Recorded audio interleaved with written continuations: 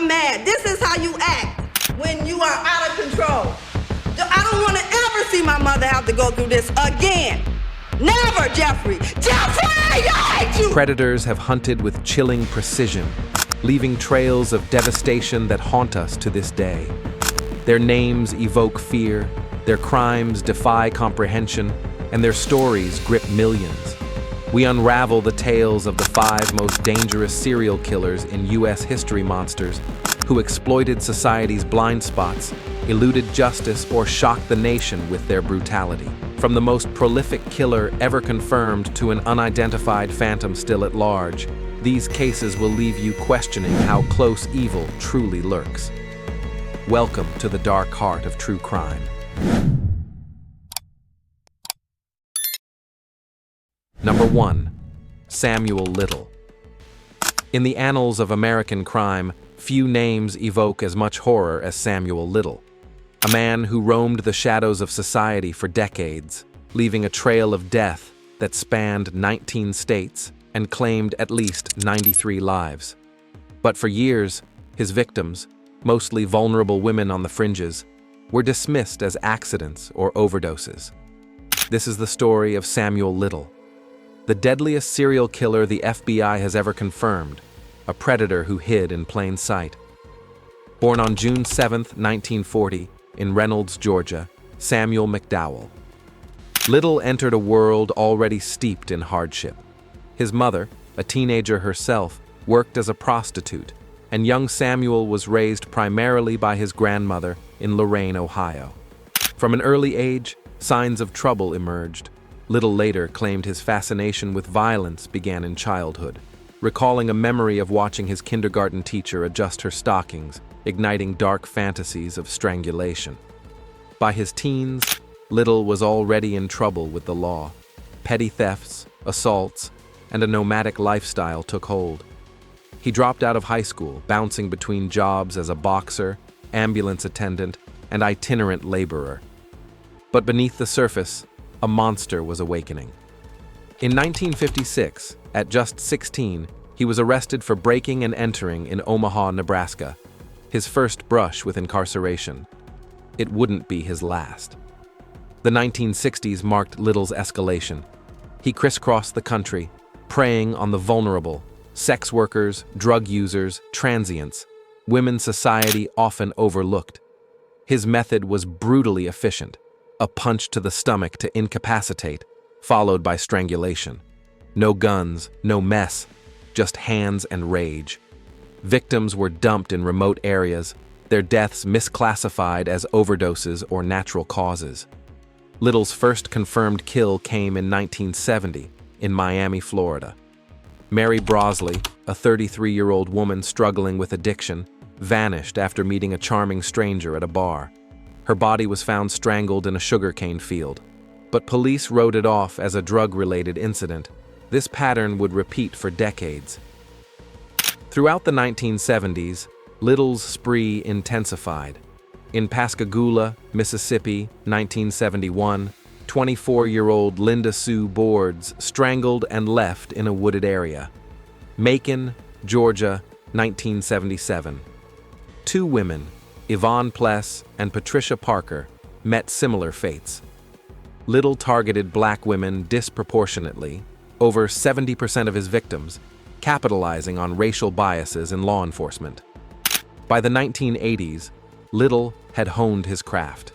In Los Angeles, he killed Carol Eileen Elford in 1987, Tanya Jackson in 1989, and Guadalupe Apodaca in 1989, all strangled, all dismissed.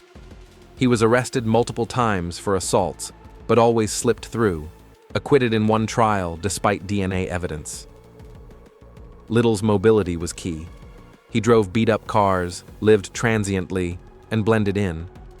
In Cincinnati, Ohio, 1984, Anna Stewart found dead. New Orleans, 1982. A Jane Doe strangled near the bayou. His kills spanned from coast to coast, evading national attention.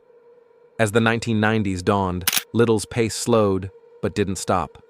In Las Vegas, 1993, Angela Hill vanished. Atlanta, 1994, Denise Christie brothers strangled. By now, he was in his 50s, but his urges persisted. Arrests for shoplifting and drugs kept him in the system, but murder charges eluded him. The human cost was staggering.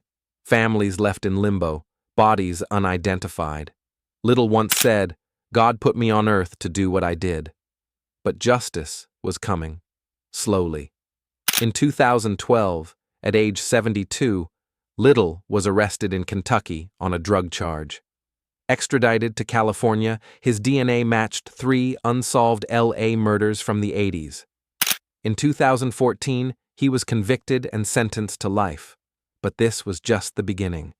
What followed would shock the world. Convicted in 2014 for 3 murders, Samuel Little sat in a California prison, his secrets buried deep.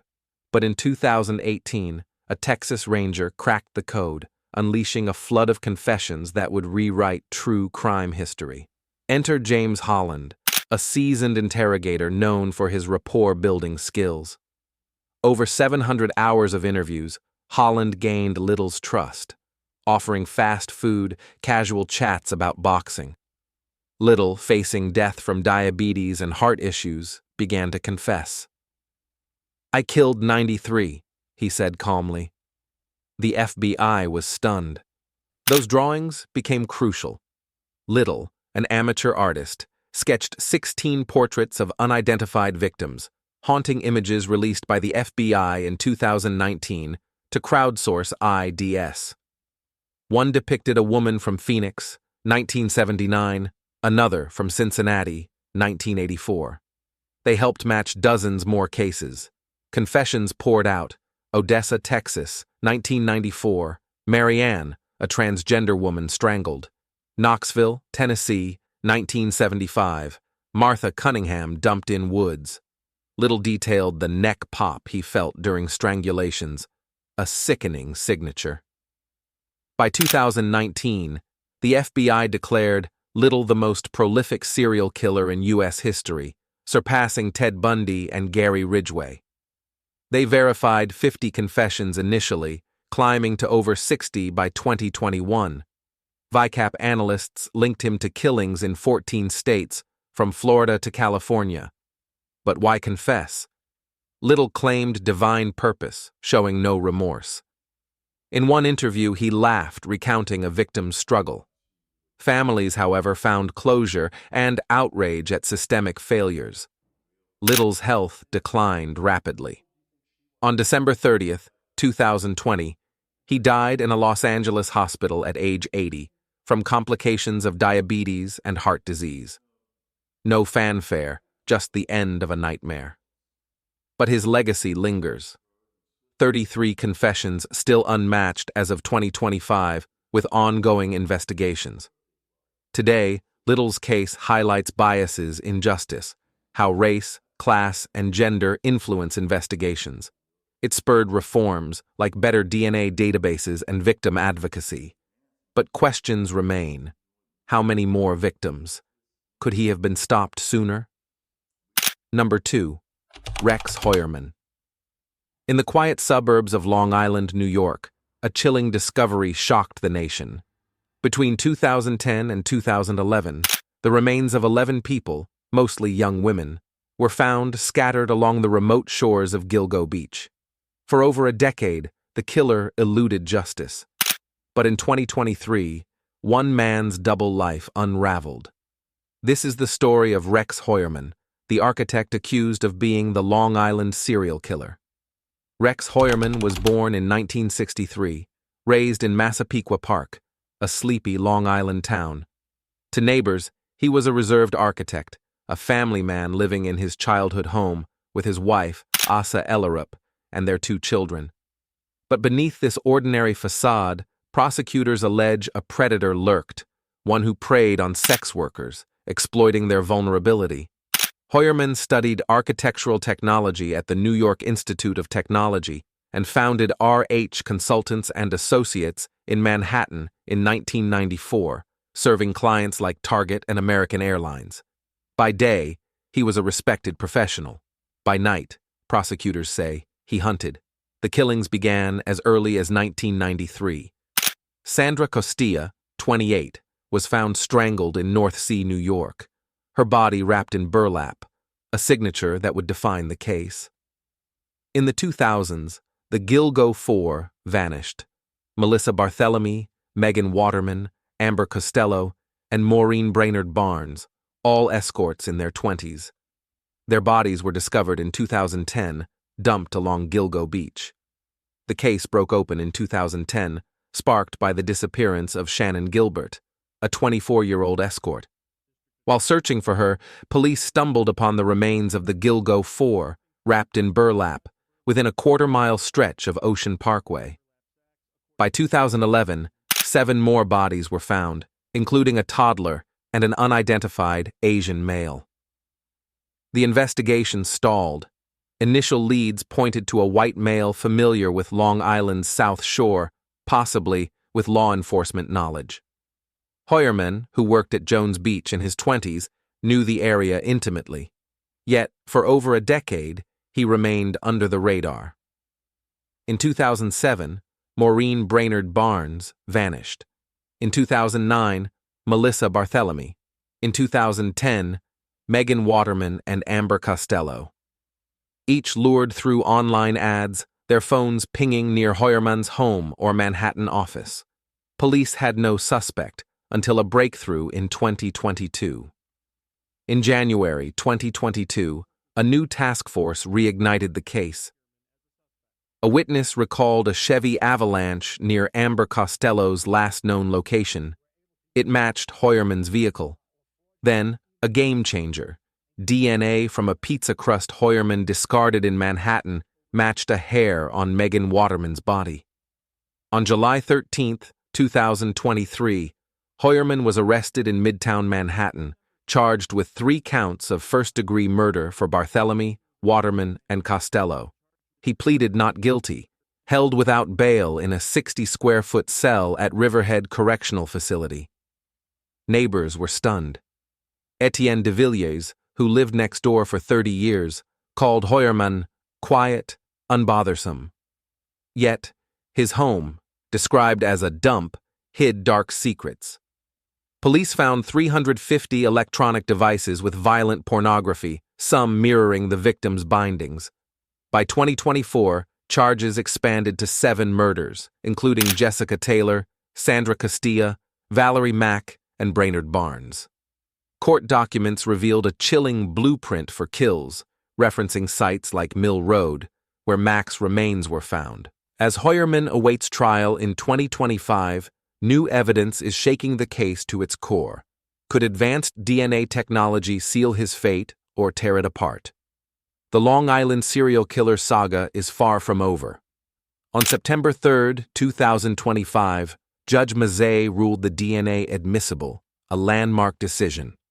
Suffolk County DA Ray Tierney called it a tool in our toolbox for solving cold cases. But Heuermann's attorney Michael Brown fights back, arguing the California lab, Astrea Forensics, isn't licensed in New York. The defense also pushes to split the case into 5 trials, fearing a single trial's cumulative effect could bias jurors. Prosecutors, led by Tierney, insist the murders are intertwined, citing Heuermann's alleged blueprint, a document detailing body prep and dump sites like Mill Road. Beyond DNA, prosecutors have phone records, witness accounts, and disturbing finds. Pornographic images on Heuermann's devices showing bindings like those on Valerie Mack. Court documents note he contacted a plumber to drain his home's pipes after Mack's 2000 murder, hinting at cleanup. The case has rocked Long Island. Heuermann's wife, Asa Ellerup, filed for divorce in 2023, but began visiting him weekly by 2025, struggling to believe his guilt. Their home, now up for sale, draws true crime tourists, its decay a symbol of hidden horrors. Allegations of police corruption add fuel. Early investigations were criticized for neglecting sex worker cases, with claims of cover-ups by Suffolk County officials. A 2025 Netflix docuseries, Gone Girls, reignited public outrage, featuring victims' families and director Liz Garbus exposing systemic failures. As of September 2025, no trial date is set, with estimates pointing to 2026. A September 23 hearing will decide if the case splits into multiple trials. Meanwhile, investigators hint at more charges, with Heuermann possibly linked to other Gilgo Beach remains, like Tanya Jackson and her toddler, Tatiana Dykes, identified in April 2025. Heuermann maintains his innocence, his attorney vowing a trial fight. But evidence mounts: DNA, phone pings, and a chilling obsession with serial killer media found in his office, magazines, articles, even a New York Times clipping in his safe. The Long Island serial killer case is a stark reminder: evil can hide in plain sight. As the trial nears, will new technology bring closure, or will Heuermann walk free? Number 3. Jeffrey Dahmer. In the heart of Milwaukee, Wisconsin, a seemingly ordinary man committed atrocities that would shock the world. Between 1978 and 1991, Jeffrey Dahmer lured, killed, and dismembered 17 men and boys, his crimes escalating into cannibalism and necrophilia. This is the story of the Milwaukee Monster, a killer whose quiet demeanor hid unimaginable horrors. Born May 21, 1960, in Milwaukee, Jeffrey Lionel Dahmer grew up in a middle-class family. His father, Lionel, was a chemist. His mother, Joyce, struggled with mental health. As a child, Dahmer was quiet, isolated, and fascinated with dead animals, collecting roadkill and dissolving their bones in acid. Dahmer's first kill came in June 1978, just weeks after his high school graduation. Stephen Hicks, 19, was lured to Dahmer's family home in Bath Township, Ohio, under the pretense of drinking together. After Hicks tried to leave, Dahmer bludgeoned him with a dumbbell and dissolved the body in acid. The murder went unnoticed. Dahmer joined the Army in 1979, but was discharged for alcoholism. By 1981, he moved to Milwaukee, living with his grandmother in West Allis. His urges grew stronger, fueled by alcohol and dark fantasies of control. Dahmer targeted young men, often minorities, at gay bars, malls, or bus stops. He lured them with offers of money for photos or drinks, promising safety. His second victim, Stephen Tuomi, was killed in 1987 at the Ambassador Hotel. Dahmer claimed he blacked out, waking to find Tuomi dead. From 1987 to 1991, the killings accelerated. James Dockstader, 14, and Richard Guerrero, 22, vanished in 1988. Dahmer's grandmother, unaware, grew suspicious of odors from the basement. In 1989, he moved to apartment 213 at Oxford Apartments, where his crimes became grotesque. Dahmer's methods grew methodical.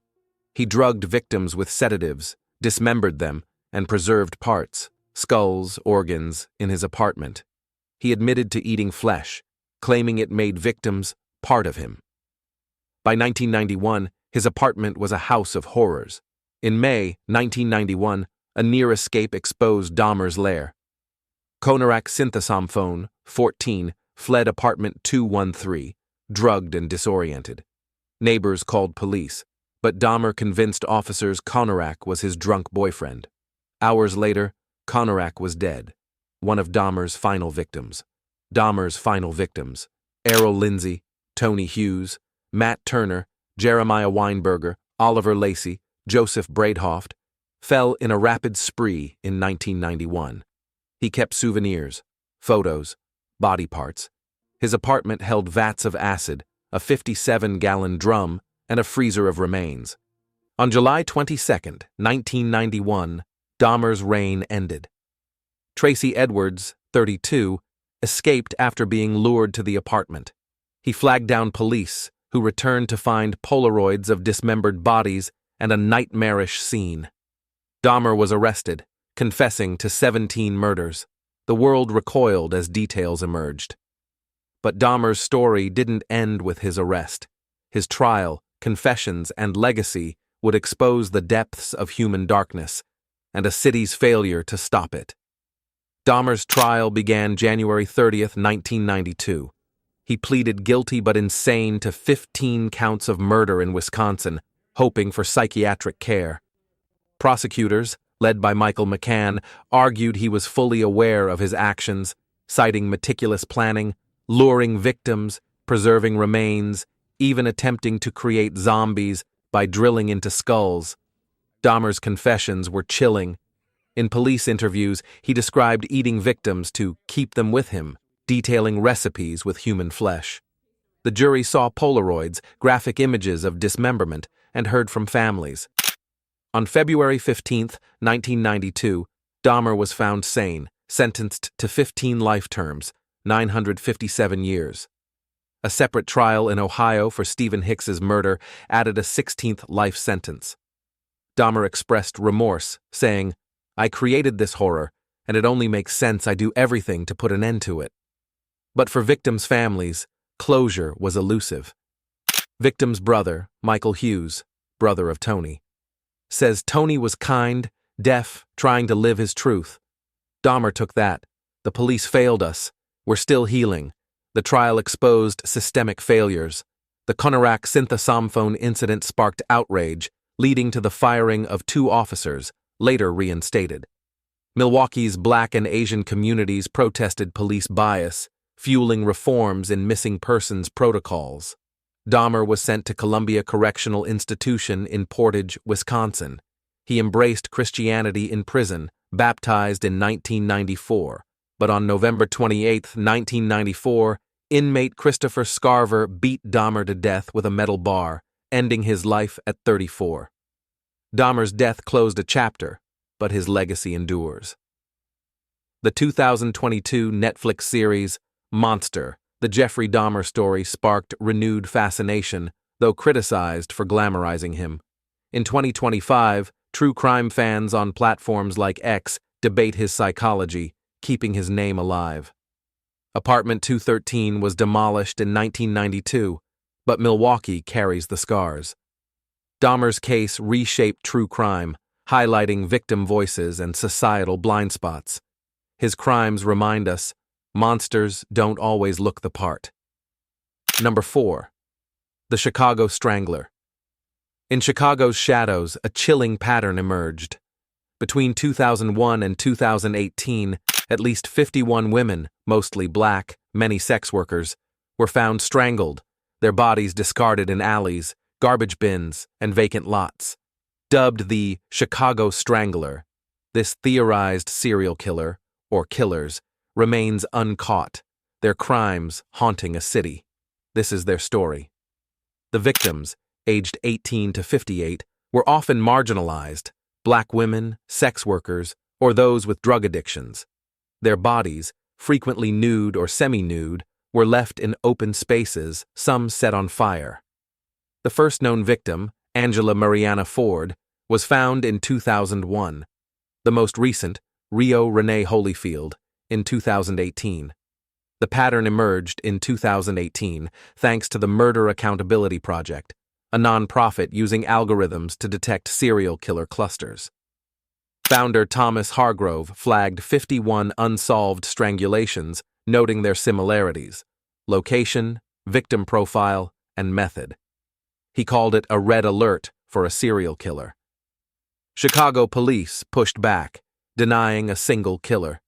DNA from 21 crime scenes showed different profiles, suggesting multiple perpetrators.